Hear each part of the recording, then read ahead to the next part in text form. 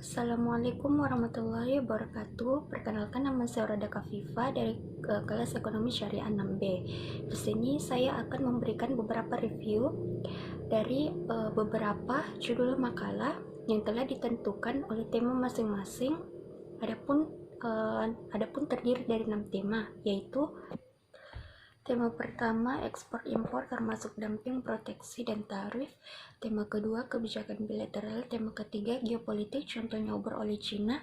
Tema keempat, saham-saham internasional, contohnya Nasdaq, IHSG, Dow Jones dari Amerika, Straits Times dari Singapura, KLSA dari Malaysia, HSBC dari Hong Kong, dan Hang Seng dari Cina. Adapun tema kelima yaitu IMF dan World Bank, OPEC, APEC, Uni Eropa, dan ASEAN.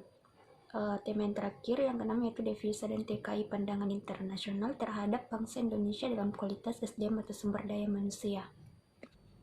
Adapun review yang bisa saya bawakan yaitu pelarangan impor sebagai bentuk kebijakan pemerintah mengatur kondisi perdagangan di Indonesia. Isi dari makalah tersebut yaitu impor adalah proses transportasi barang atau komoditas dari suatu negara ke negara lain secara ilegal. Umumnya dalam proses perdagangan, proses impor umumnya adalah tindakan memasukkan barang atau komoditas dari negara lain ke dalam negeri. Impor barang secara besar umumnya membutuhkan campur tangan dari bea cukai di negara pengirim maupun penerima. Impor memiliki dampak negatif dan positif apabila dimanfaatkan dengan benar dan dikelola dengan baik, serta ditunjang dengan kebijakan pemerintah dalam mengatur pembatasan impor dengan tepat, maka kegiatan impor dapat membuat dampak yang baik bagi perdagangan di Indonesia. Adapun dumping merupakan taktik bisnis dalam persaingan perdagangan yang lazim dilakukan oleh para eksportir karena mereka mempunyai beberapa pertimbangan dalam ekspansi produknya ke luar negeri. Hal yang dilarang apabila barang dumping tersebut menimbulkan kerugian atau mematikan industri domestik di pasaran luar negeri. Dumping yang dapat menimbulkan kerugian sangat diharamkan karena melanggar prinsip-prinsip perdagangan yang jujur dan merugikan kepentingan perdagangan negara anggota lain. Untuk tujuan itu, negara-negara yang tergabung dalam WTO harus mentaatinya serta mengaplikasikan ketentuan GATT 1994 beserta perjanjian-perjanjian yang menyertai termasuk ketentuan tentang dumping. Sebelum terbentuknya WTO, GATT telah ada dan terbentuk sebagai dasar atau wadah yang bersifat hanya sementara. Setelah terjadinya Perang Dunia Kedua, pada saat itu terlahirlah kesadaran masyarakat internasional atau negara tentang perlunya lembaga multilateral yang mengatur tentang hubungan perdagangan. Adapun dampak perdagangan internasional yaitu pengaturan safeguard baik secara internasional maupun nasional dimaksudkan agar pemerintah dapat melakukan tindakan untuk memulihkan kerugian serius dan atau mencegah ancaman kerugian serius dari industri dalam negeri sebagai akibat dari lonjakan impor barang sejenis atau barang secara langsung merupakan saingan hasil industri dalam negeri yang bertujuan agar industri dalam negeri yang mengalami kerugian serius dan atau ancaman kerugian serius dapat melakukan penyesuaian struktural. Diperlukan adanya upaya sosialisasi peraturan sebagai salah satu upaya perlindungan terhadap industri dalam negeri, terutama kepada kelompok industri kecil dan menengah, karena kedua kelompok ini merupakan salah satu bagian dari sektor industri manufaktur nasional yang akan menerima dampak positif dan negatif secara langsung dari pemberlakuan kebijakan pasar global. Adapun dari pengertian tarif adalah hambatan perdagangan berupa penetapan pajak atas barang-barang impor. Apabila suatu barang diimpor dikenakan tarif, maka harga jual barang tersebut di dalam negeri menjadi mahal. Hal ini menyebabkan masyarakat enggan untuk membeli barang tersebut, sehingga barang-barang hasil produksi dalam negeri lebih banyak dinikmati oleh masyarakat. Dumping dianggap sebagai praktik perdagangan yang tidak jujur atau unfair trade. Meskipun demikian, dumping tidak dilarang dalam GATT WTO. Dan juga adapun di dalam Islam mengenai istilah dumping dengan sebutan ikhrak, dan Islam mengharamkan ikhrak karena merupakan praktik perdagangan tidak jujur dan dapat merusak mekanisme pasar dan monopoli. Monopoli merupakan praktik yang diharamkan dalam Islam. Baiklah, kita masuk selanjutnya di tema kedua, yaitu kebijakan bilateral. Hubungan bilateral Indonesia dengan Singapura. Hubungan Indonesia dan Singapura mempunyai arti yang sangat penting bagi kepentingan nasional Indonesia maupun kepentingan kawasan. Dari segi kepentingan nasional, hubungan bilateral kedua negara yang erat, produktif, dan saling menguntungkan mutlak diperlukan dan harus terus diupayakan, terutama guna menciptakan lingkungan eksternal yang menunjang bagi kepentingan pembangunan nasional Indonesia. Kerjasama internasional Indonesia dan Singapura merupakan sebagian transaksi dan interaksi sekarang bersifat rutin dan hampir bebas dari konflik.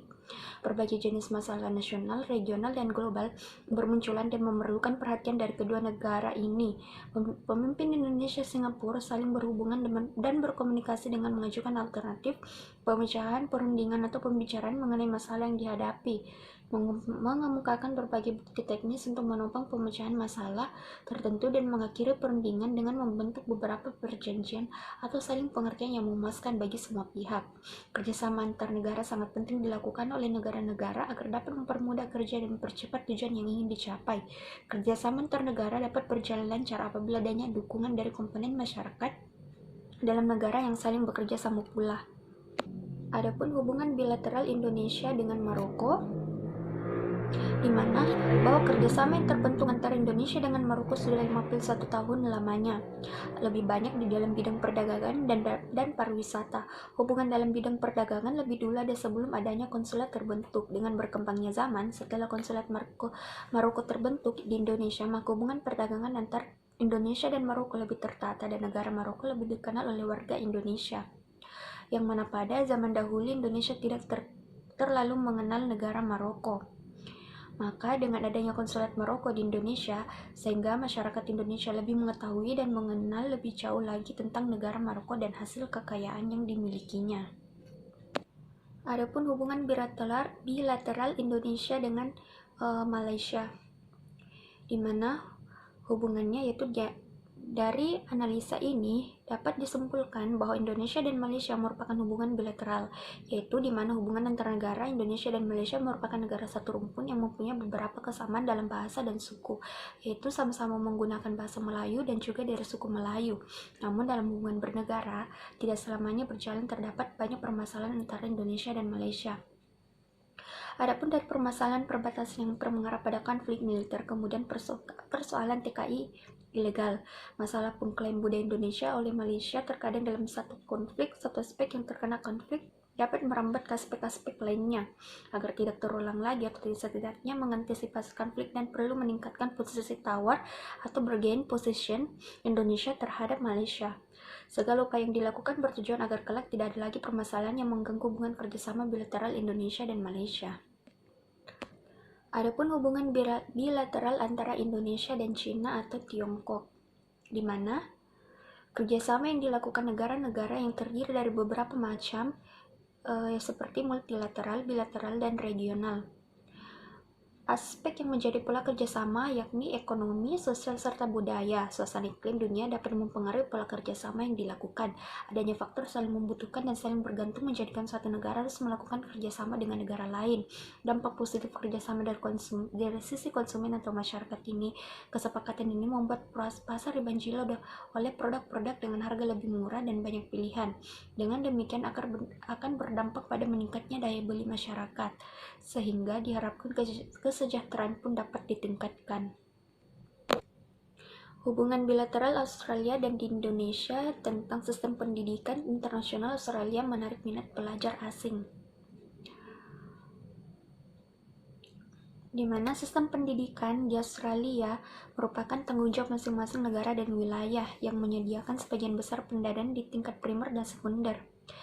Bentuk kerjasama Australia dengan Indonesia dalam bidang pendidikan adalah sumber beasiswa untuk belajar di Australia seperti AusAid atau pemerintah Australia, lembaga-lembaga pendidikan Australia, World Bank, Asian Development Bank, dan badan-badan PBB. Ada beasiswa yang ditawarkan oleh AusAid atau Australian Agency for International Development. Sebagai beasiswa ini disebut Australia Development Scholarships atau ADS.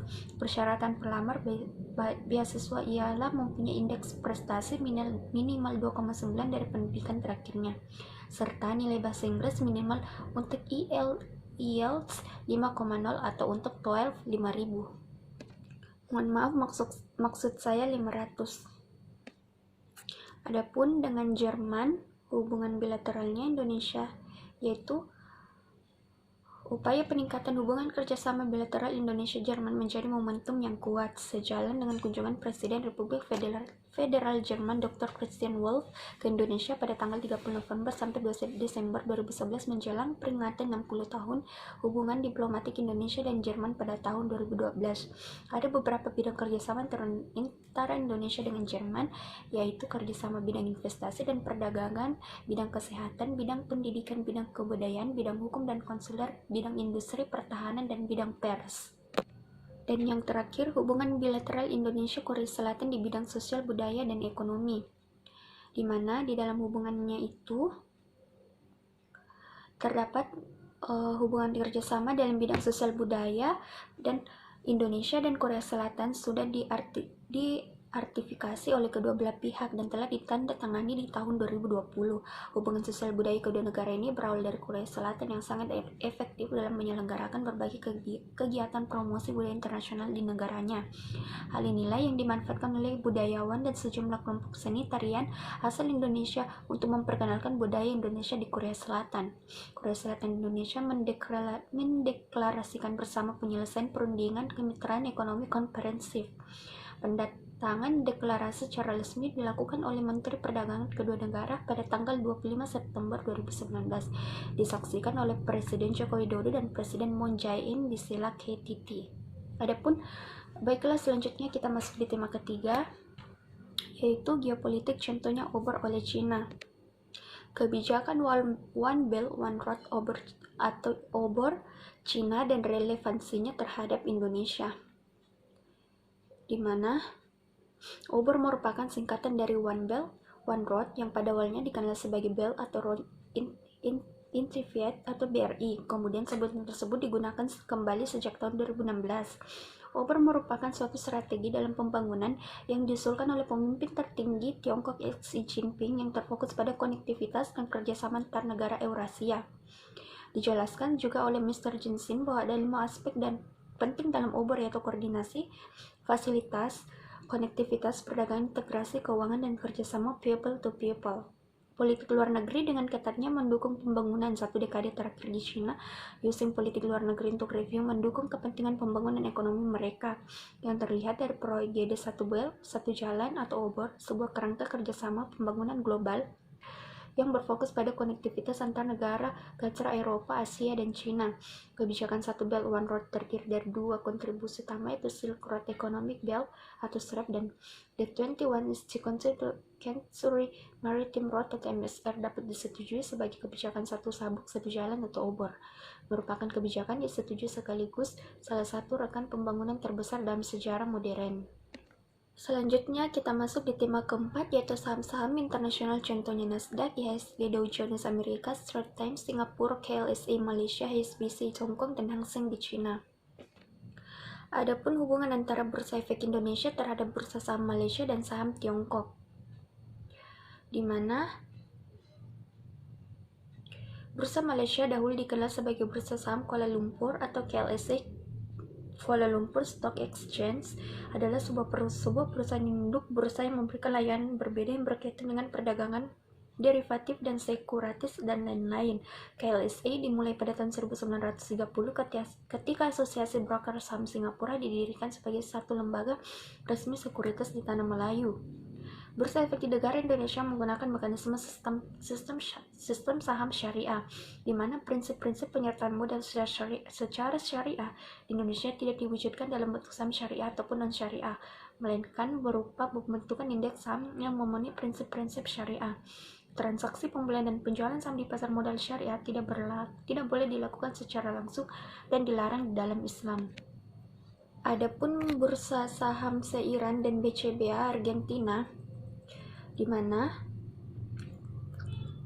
Sejarah bursa saham Tehran atau TSE mulai beroperasi pada tahun 1967. Trading hanya untuk obligasi, korporasi, dan pemerintah.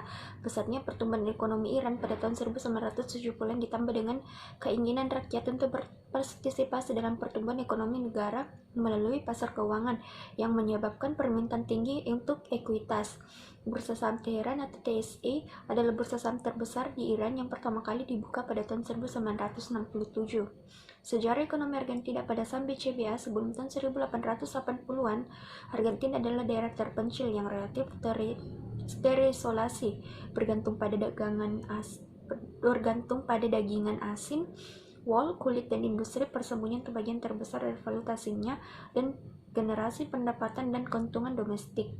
Bursa Efek Buenos Aires atau BCBA di Argentina, Bursa Efek Buenos Aires atau BCBA Spanyol, Bolsa de Comercio de Buenos Aires adalah organisasi yang bertanggung jawab atas pengoperasian bursa saham utama Argentina yang berlokasi di Buenos Aires CBD, didirikan pada tahun 1854. Itu adalah penerus Banco Mercantil yang diciptakan pada tahun 1822 oleh Bernardino Rivadavia.